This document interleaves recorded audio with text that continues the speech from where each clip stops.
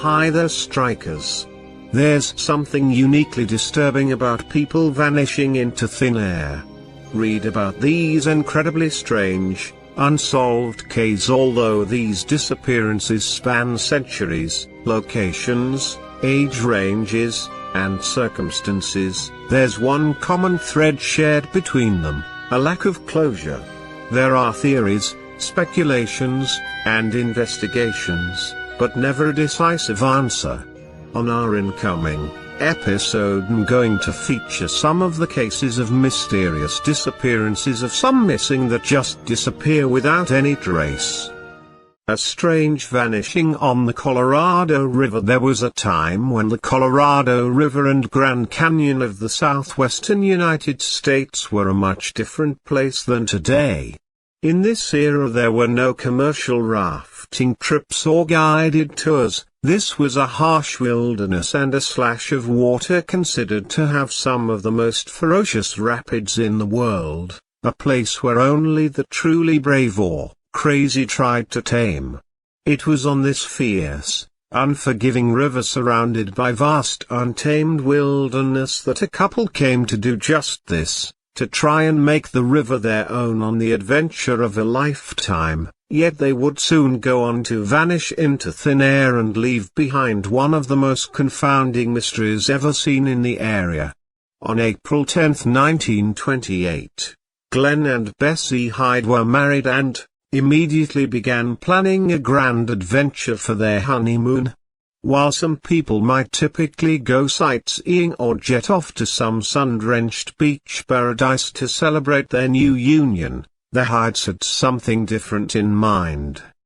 Their plan was to take a raft trip down the Colorado River and go straight through the rapids of the Grand Canyon in Arizona aboard a 20-foot wooden sweep scow they had built themselves. It was a pretty ambitious undertaking, as if they were successful it would make Bessie the first woman to ever navigate all the way down the river through the Grand Canyon. And Glenn wanted to break the speed record for the run while they were at it, but he was a seasoned river rafter and it seemed like they actually had a chance to make their dreams come true. Their couple traveled from their home in Idaho to Green River, Utah, where they built their boat and began their journey down the canyons of the Green and Colorado rivers on October 20, 1928. It took them 26 days to get from Utah to the Bright Angel Trail in the center of the Grand Canyon, and after staying to get supplies for a while they then set on the last leg of their adventure on November 18, 1928, departing from an outpost on Hermit Rapid at River Mile 165. They did so with their dreams right there in their grasp. But this would be the last time anyone would see them before they rafted off the face of the earth. When the couple did not make their scheduled arrival at their final destination, Needles, California, a search was launched along the river, and on December 6, 1928, their boat they had been on was found drifting in the water around 46 miles from the exit of the Grand Canyon. When examined, the scow was found to be upright, fully intact and undamaged, and containing all of their personal items and gear, including food, diary, guidebook, gun, clothing and boots, all dry and carefully stowed away. Bessie's diary indicated that they had made it at least as far as River Mile 226 at Diamond Creek. Although what happened after that is a mystery, and there is no mention at all of anything awry or any kind of emergency that would make them want to abandon the scow. There was also a camera found in the boat, which contained what is believed to have been the last photograph of them ever taken, thought to have been taken at River Mile 225. A massive search of the entire area failed to find any trace of the missing couple themselves, and it just seemed as if they had evaporated into thin air to leave that eerily intact boat behind. It didn't seem as if the boat had been overturned by the rapids or that they had had any difficulties, as everything was dry and there was not a scratch on it, and it was also unlikely that they had been robbed by bandits, because nothing had been stolen.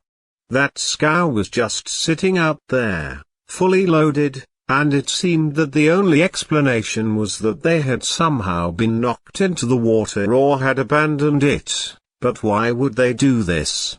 They were in the middle of remote wilderness in winter, with no one around for miles, so why leave their boat and all of their things behind willingly? No one knows. Glenn and Bessie Hyde. For decades there was no further sign of what had happened to the Hydes, but then things got strange.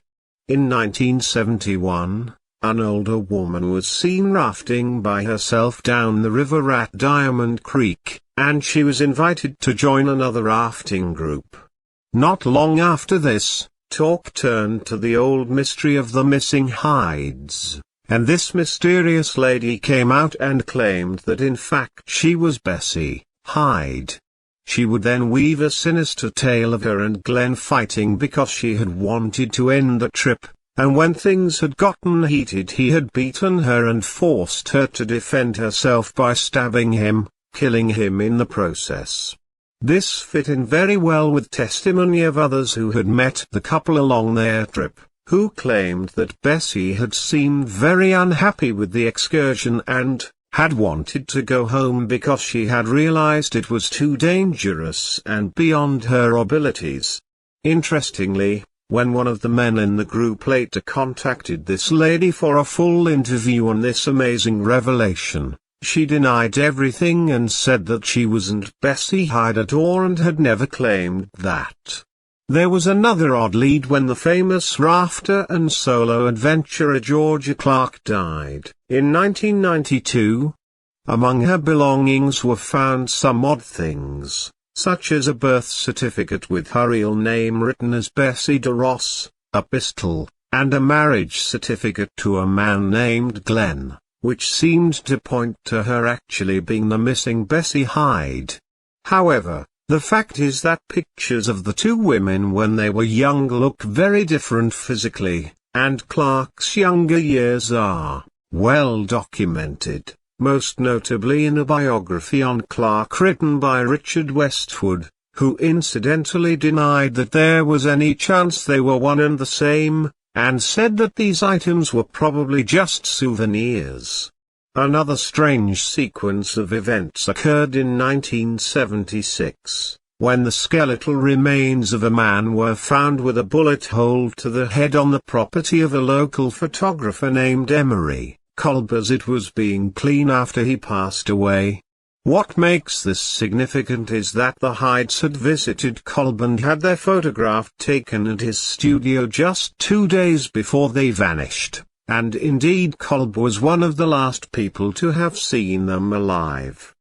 Because of this, it was strongly assumed that the body was that of Glenn Hyde, finally found after all of this time, yet careful forensic analysis showed that there were too many discrepancies in the bone and facial structure for the skull to have belonged to the missing man.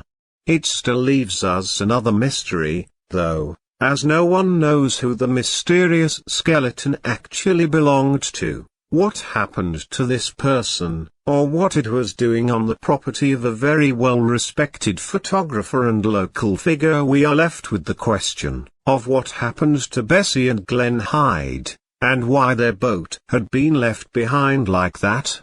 One idea revolves around the unhappiness Bessie had been showing as the trip went on for weeks and weeks. She had apparently become disillusioned, apparently wanting to get back to civilization, and expressed that the adventure had turned out to be much different than she had envisioned, but Glenn had refused to turn back, and so they had trudged on. Some witnesses have claimed that the couple had been seen arguing about this on several occasions, so perhaps they got in a fight and Glenn pushed her into the frigid waters of the river where she drowned, forcing him to go on the run and start a new life somewhere else. This tale of a romantic getaway devolving into violence and murder seems possible, but there is no real concrete evidence to prove that this really happened.